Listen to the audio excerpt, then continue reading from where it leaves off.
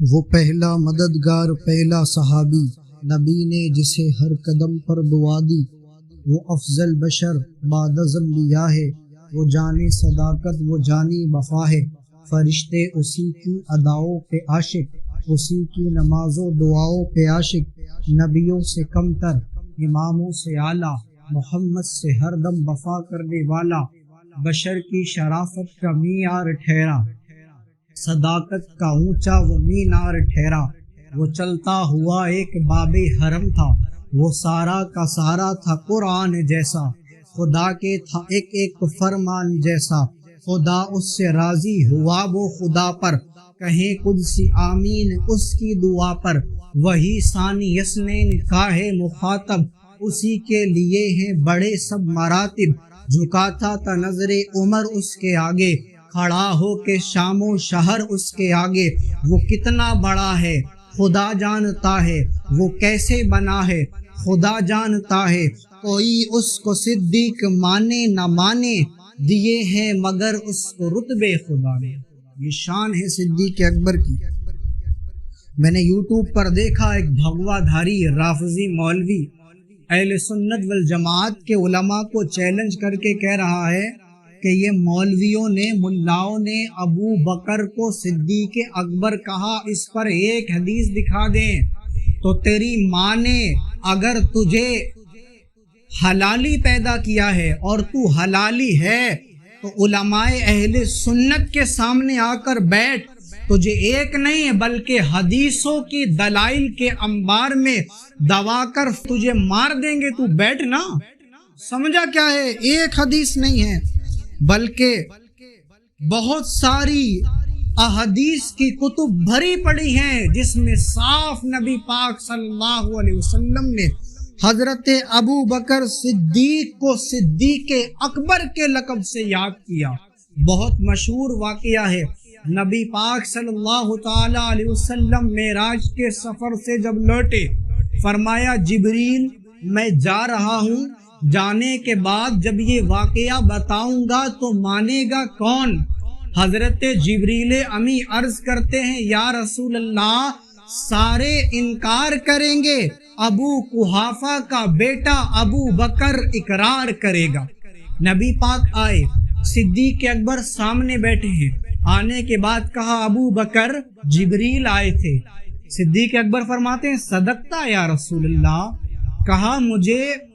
مسجد حرام لے گئے، صدقتا یا رسول اللہ، میرا سینہ چاک کیا، صدقتا یا رسول اللہ، میرا دل باہر نکالا، صدقتا یا رسول اللہ، میں دیکھ بھی رہا تھا، صدقتا یا رسول اللہ، جنت سے انوار لائے تھے وہ میرے سینے میں رکھے، صدقتا یا رسول اللہ، میں مسجد اقصی گیا،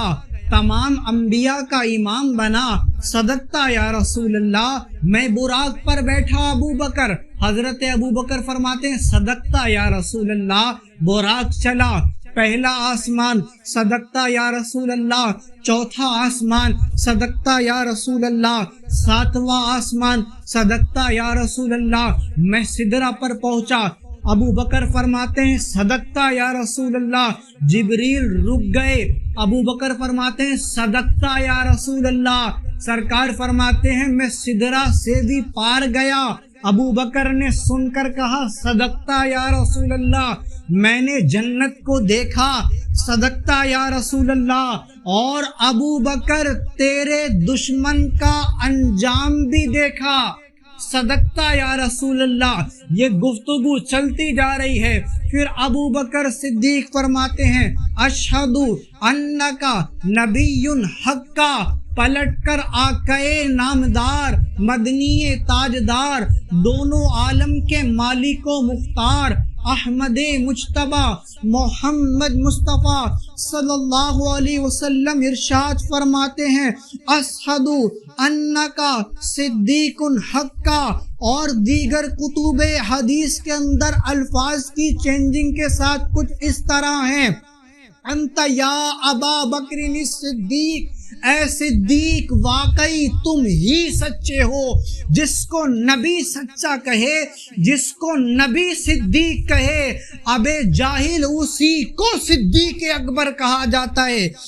اسی کو صدیق اکبر کہا جاتا ہے۔ نبی پاک نے کہا ابو بکر تم صدیق ہو اور تم سچے ہو۔ جس کو صدیق خود خدا نے کہا، جس کو صدیق خود مصطفیٰ نے کہا، یوں ہی صدیق سب اولیاء نے کہا۔ ہم بھی کہتے ہیں صدیق صدیق ہے، جو نہ صدیق مانے وہ زندیق ہے۔ حوالہ جات سنو اس حدیث کے، کتنے ترک سے یہ حدیث ہے۔ مستدرک للحاکم کے اندر ہے، تاریخ طبری کے اندر ہے، سنن ترمذی کے اندر 3679 حدیث نمبر ہے۔ اس کے علاوہ امام بہقی نے دلائل النبوہ کے اندر بھی اس کو لیا ہے۔ صحیح بخاری کے اندر بھی الفاظ کی چینجنگ کے ساتھ ہے۔ اور بخاری میں ایک حدیث اور ہے کہ نبی پاک صلی اللہ تعالی علیہ وسلم احد پہاڑ پر تشریف فرما تھے۔ نبی پاک نے فرمایا اے احد پہاڑ رک جا، ہل مت، تجھ پر 2 شہید، ایک صدیق، ایک اللہ کا پیغمبر موجود ہے۔ پتہ چلا جس کو مصطفیٰ بار بارہا صدیق کہیں، اسی کو صدیق اکبر کہا جاتا ہے۔ تو کہتا تھا ایک حدیث دکھاؤ، دیکھ میں نے کتنی کتب سے حدیث کو پڑھ دیا اور بتا دیا کہ صدیق اکبر یوں ہی صدیق اکبر نہیں، بلکہ زبان نبوت سے جس کو صدیق کہا اس کو ہم سنی صدیق اکبر کہتے ہیں اور اپنا امام اور مقتدا اور پیشوا مانتے ہیں۔ وہ صدیق اکبر ہیں۔ تیرے اندر دمخم ہو تو سامنے آ کر بیٹھ، تجھے سامنے سے بھی دکھائیں گے کہ ہمارے پاس میں کتنا حدیث کے ذخائر ہیں، کتنے خزانے ہیں۔ اہل سنت کو یوں ہی اہل سنت تھوڑی ہیں، اسی طرح سنی نہیں بنتے کہ بس دلیل ہے نہیں۔ ہم وہ ہیں کہ الحمدللہ ہم غلامان احمد رضا ہیں، کوئی بھی ہم سے جیتا نہیں۔